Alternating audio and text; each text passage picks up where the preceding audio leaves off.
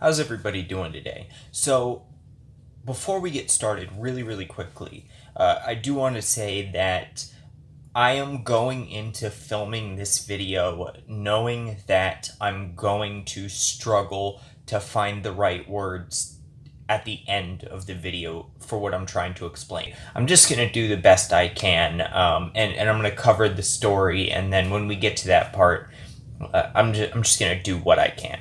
But I want to talk about this caravan of migrants coming towards the United States, and specifically kind of want to talk about the U.S. government's response, the president's response to this situation. So I briefly covered this kind of like a rundown video I did.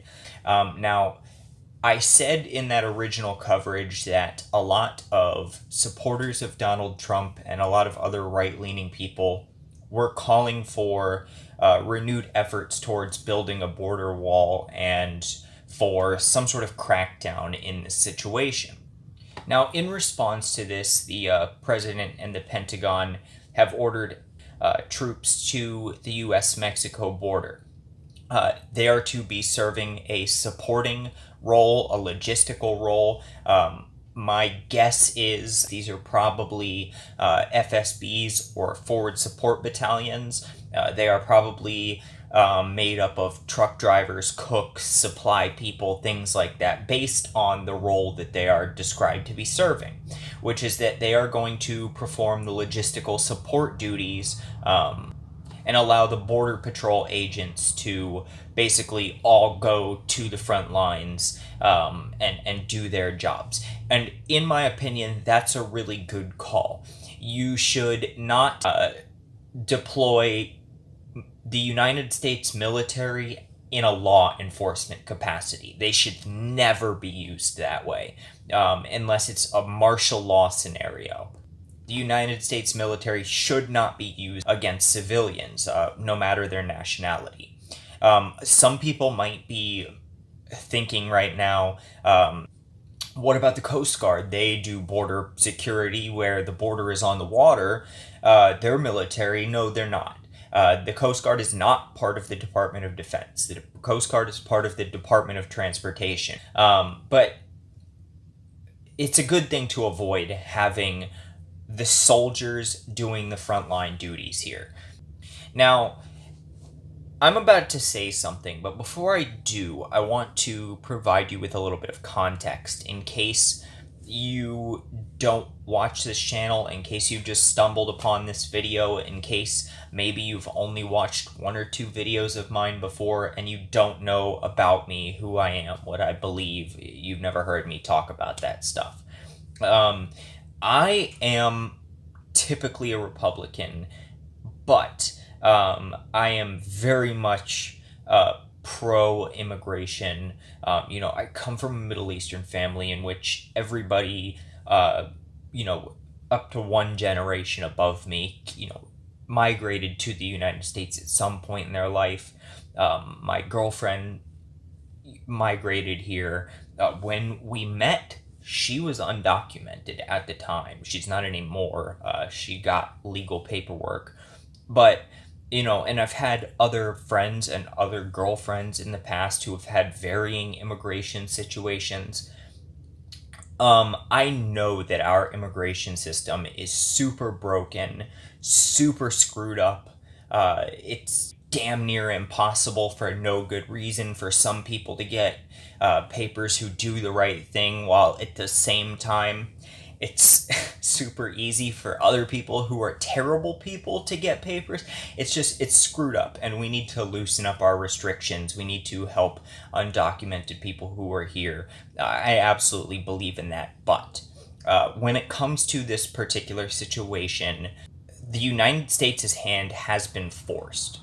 With a very limited set of very special case exceptions, these people in this caravan at this particular time cannot be allowed to cross the United States border. And let me kind of explain why. This is the part that I said I'm going to have a hard time trying to find the right words to explain what it is that I'm saying. But first, you have to understand this situation is now in a worldwide public spotlight. These people know that they have the attention of the President of the United States and the US government and know what the US government's response has been. Now, I think that we can classify basically these migrants into three categories for the most part. There may be a few exceptions to that, and I don't believe for 1 second that there are secret hidden Islamic terrorists in the group either. Let me just get that out of the way. Don't believe it, don't buy it. Show me any kind of evidence and we'll talk. But I haven't seen any evidence of that. But I think that for the most part we can break these people down into asylum seekers who legitimately are fleeing the terrible crimes and crime rate in Honduras and in that area. It is awful. Honduras is home to a city, I forget the name of it off the top of my head. Maria will put it up here. But with the second highest homicide rate per capita of any city in the world, and has the highest homicide rate of any country in Latin America or the Caribbean. It is not a good place to be. So there are legitimate asylum seekers, there are people seeking economic benefit, and there are people seeking to reunite with family. Those are the three broad categories that most of these people will fit into. The problem is that you cannot brazenly enter the country in public view if you fall into the second or third category. As much as I don't like them, there are immigration laws in place. You can take your chances and try and sneak through, but that needs to be done, if you're going to do it, clandestinely. You can't just walk past, just right around a checkpoint in broad daylight and expect no recourse. This is a huge group that, again, as I said, is being followed by the media, totally in the public eye. So there is no clandestine available here. Now, the third group, or the first one that I listed off, the last one that I want to address, is asylum seekers. And unfortunately, again, because of the spotlight that's been put on this scenario, they have lost their opportunity at that as well. Because there are, international regulations and general policies and things that kind of guide that type of stuff. And these rules exist to try and help people legitimately fleeing oppression find asylum in places. But this group, this caravan, unfortunately for them, has been offered, and a lot of them accepted, asylum from Mexico. So here's the problem that creates for them. They are currently in Mexico. They have no cause anymore to say that they are fleeing in search of asylum. They are in a safe country that has offered to accept them. So there is no legitimate backing to then cross into the United States and say that that is being done to seek asylum. There is nothing to seek asylum from.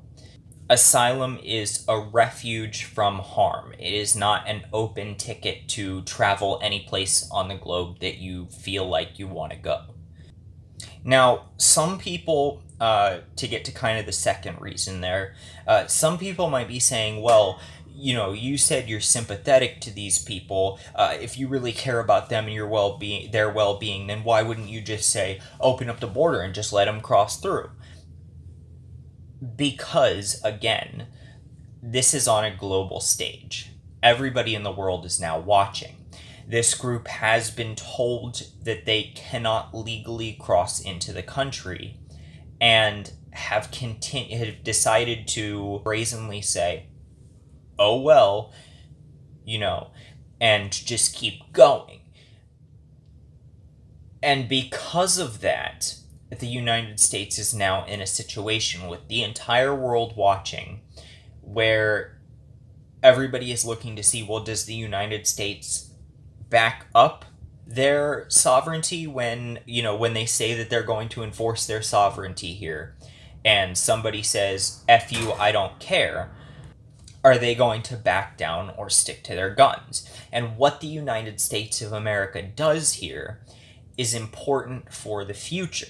Because A, if we were to just say, oh, well, yeah, you know what, we told you you can't come, you said F us, but you know what, here, come on in anyway, we then have no grounds to refuse any further caravans in the future, because the precedent is set, and you then create an imbalance. You can't just go, well, we let that last group through, but now we're going to put our foot down. Especially because I think that second group would have more right to be here than the first group, because they have every reason to expect to be allowed in to begin with. Furthermore, while I said, and I truly believe, that there is no secret terrorist entity in this group, that's not to say that that type of people don't exist in the world.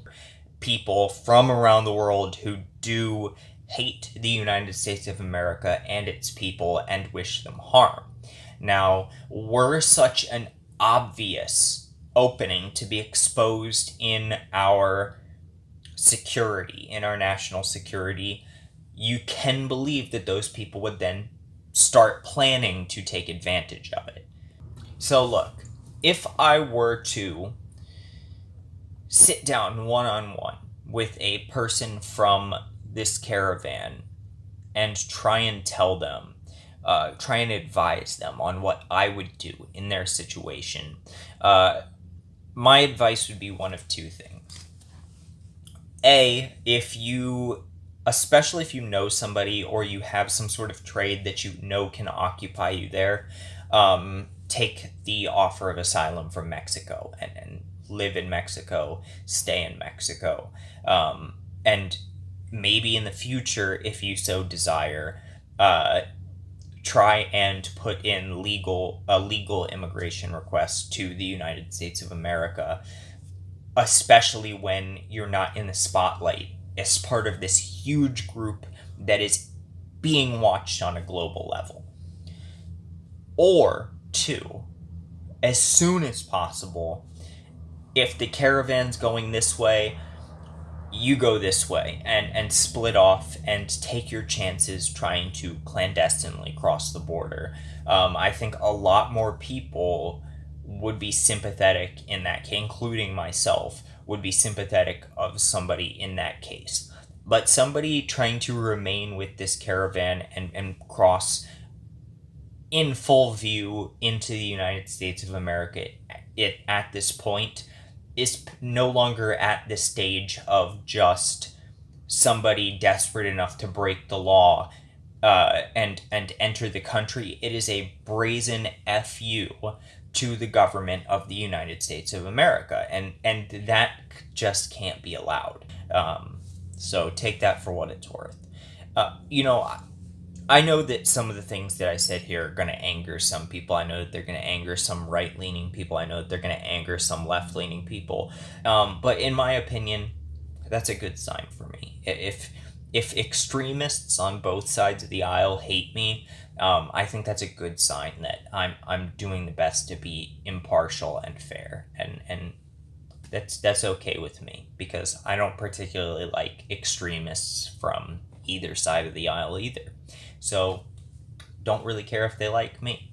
Anyway, you guys have a great night. I'll see you in the next video. Please don't forget to like and subscribe, and peace.